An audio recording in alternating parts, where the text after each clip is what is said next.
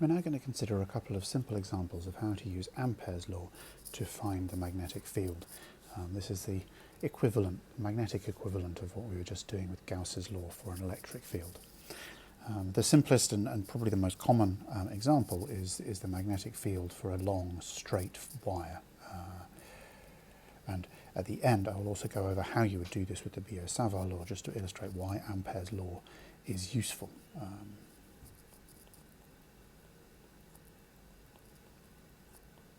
So we're going to have a long straight wire, possibly a longer title than maybe I should have written. So we're going to have a wire which is lying here. It's going to carry a current I, and we're going to have a circuit or a loop C, which is bounding a surface S, and I'm going to consider S to be normal to the wire. So Ampere's law tells us, of course, that the surface integral of curl of B dotted with n dA, again n is a normal vector, so I'm assuming it's a unit vector, is equal to the surface integral of mu naught J, the current density, dot n dA. Now in this situation we haven't actually specified a current density, we've specified a current, so that of course is just mu naught I. And we're now going to use Stokes' theorem to transform the left-hand integral, and so we have that the closed loop integral around C of B dot dl must equal mu naught I. Now, just as we were doing for Gauss's law, we need to think very carefully about the symmetry of the situation. I've written down, I've just decided that we can use that loop. Now, with a current flowing, to some extent you are constrained because you need to think about a surface that the current is flowing through. So that's why we chose the surface S to be normal to the current, and then the loop that we had in there is an obvious loop to use. It also obeys the symmetry of the situation. Now let's think about the B field, the direction of the B field, just using actually the Biot-Savart law, this is the simple expression for the contribution to the magnetic field from a small point. We can argue that B must be in the phi direction. So B is equal to B phi hat. And that's because we would be thinking about a small line element going along the wire, and then the displacement vector up to the point on the loop, and the only way, the cross product between those two gives us B in the phi direction. I'll show you those vectors at the end of this video if you haven't quite grasped that clearly. So given that B is in the phi direction, we know that B dot dl must just be B phi because dl is in the phi direction as well. And so we have B phi multiplied by the length of the loop, which is 2 pi r. We know that B phi can't depend on the angle, again because of symmetry. We know that anywhere on that loop we must have the same value of B. And that's equal to mu naught I, and therefore the magnetic field B is mu naught I over 2 pi r in the phi direction. And this of course is in cylindrical polar coordinates. That's fairly simple. We can extend it to a slightly more challenging problem, which is to think about a plane. A plane, and so we're going to consider a current density, a surface current density, which we're going to label as K to distinguish it from the volume current density J. We'll be talking more about these kinds of densities later. And we're going to say that that lies along X direction. Sorry, that looks like an alpha. Let's make that a clearer X. So if we just sketch the situation, here is Z, here is Y, here is X. So we're going to have actually let's do that in a different colour. We're going to have a current flowing in the plane like this, parallel to X. Now, what direction must the B field be in? Well, it cannot have any Z component. That much we can say from symmetry, and in this case it would be rotational symmetry. So why is that? Well, we could flip the current direction. We could change it from X to minus X, in which case the magnetic field should change its sign, but that's impossible. We can't have that because we have a symmetry in this plane. So therefore B cannot have any Z contribution. If you want to think about it slightly more quantitatively, we can just take the result from the long straight wire above, and we can note that at any point on the surface where we're thinking about the line of current, any z-directed B field will be cancelled out by an equal and opposite z-directed B field from another current element just a small amount along the field. So B must lie along the y direction. I didn't mean to put a vector on that. Simply again by symmetry. So let's draw a little current, let's draw a little loop here. This is our loop C. The current flowing through that, now this is a surface current density, so it has units of current per length because it has no thickness along Z. So let's just write down Ampere's law. So we've got the closed loop integral of B dot dl is equal to the surface integral of mu naught K dot n dA. And so that is going to equal mu naught K multiplied by the length of that loop, L. We've said that B must be in the y direction, so going around the loop, it's only the long sides, the L, top and bottom, that contribute to the B, and of course going around the loop they can have opposite directions, and B will have opposite directions above and below the plane. So again we can say that we're going to have BL plus BL is equal to mu naught KL, and therefore the magnetic field B is going to equal mu naught K over 2 in the y direction, and that's going to be above the plane, below the plane.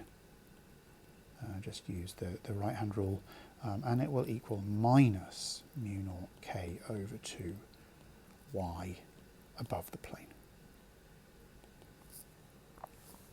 So that actually looks quite similar to the result for a sheet of charge. Notice again in both cases the fields do not depend on the distance from the sheet of charge. We've got the charge density or the current density, we've got the appropriate constant mu naught or 1 over epsilon naught, and the sign of the field flips depending on which side of the sheet we're on. Let's just briefly think about how we would find the magnetic field using the Biot-Savart law for that long line of charge, just to illustrate why Ampere's law is actually quite powerful. So let's draw the geometry carefully. Here's our line of charge, of current, so here's our current flowing. We're going to think about a point here, which we're going to label as R1.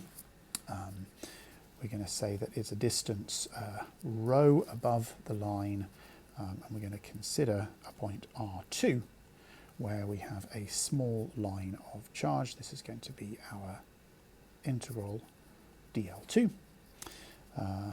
So the distance here is R12. Actually, if it's a distance, it doesn't want a vector, so I'll just remove that vector. I'll say R12, that's the distance, and this distance here is going to be L2. This angle is theta, and this large angle out here is alpha. So the contribution to the B field at R1 from that small line of element of charge is mu naught I over 4 pi. We're going to have a dl2 crossed with r21 hat, and we're going to divide that by r21 squared. Now the direction of dl2 crossed with r12, sorry, I wrote a 1,2 up there, that should be a 2,1, I beg your pardon there. The direction of dl2 crossed with r21 is in the phi direction.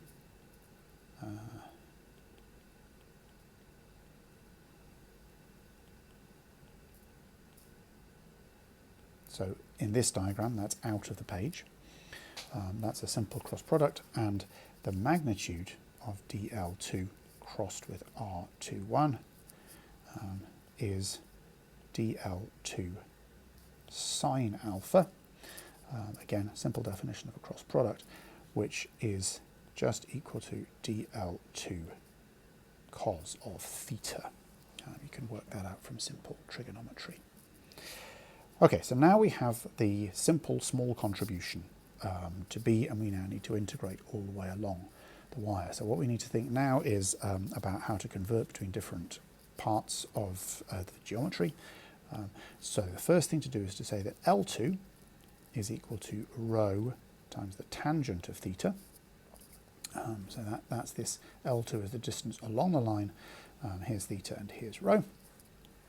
And therefore, dl2, if we just think about differentiating, is equal to rho times 1 over cos squared theta, the differential of tan theta, times d theta, because we're going to want to integrate over theta.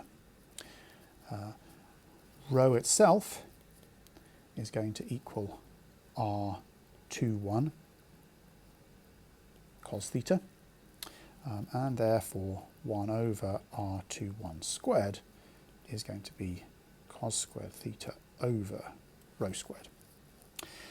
Those are all the bits that we need for now.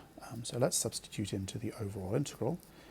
So we find that b at r1 is going to be the integral from theta a to theta b, and we haven't specified what those are. We'll come back to that, of mu naught I over 4 pi. Okay, that's the standard bit. Now we need the magnitude. Well, we're going to take dl2 crossed with r21, and we know that that's a dl2 cos theta, but we now need to put the dl2 in there. So that's going to be a rho over cos squared theta d theta, and then the 1 over r squared is a cos squared theta over rho squared. So I've written that clumsily. Let me just rewrite that. Let me put the 1 over r12 in there first. That's going to be a cos squared theta over rho squared, and then the dl2 crossed with r21 is going to give us a rho times 1 over cos squared theta times a cos theta times a d theta. Okay, so this cos theta comes from here. This term, rho over times 1 over cos squared theta d theta, comes from here. And this is 1 over r12 squared. Okay, when we simplify that, it's the integral between theta a and theta b of mu naught I over 4 pi multiplied by cos theta d theta. And of course I forgot to put the direction in there. That's in the phi direction. And that's very simple. That just gives us signs. And so what we end up with is mu naught I over 4 pi into sine theta b minus sine theta a. And if we take theta a is equal to minus pi and theta b is equal to pi, and coming back up to our picture here, you can see that minus pi would put us all the way over here on the left, plus pi would put us all the way over here on the right at infinity. And so the overall answer is just mu naught I over 2 pi. And I've lost a factor of rho somewhere. I forgot the rho in there, and there's a rho in there. That doesn't come into the integral, and there's a rho there, and that's in the phi direction. Now, my feeling is that Ampere's law is much simpler and much clearer. It's also useful and important to know how to use the Biot-Savart law, but it's generally more complex.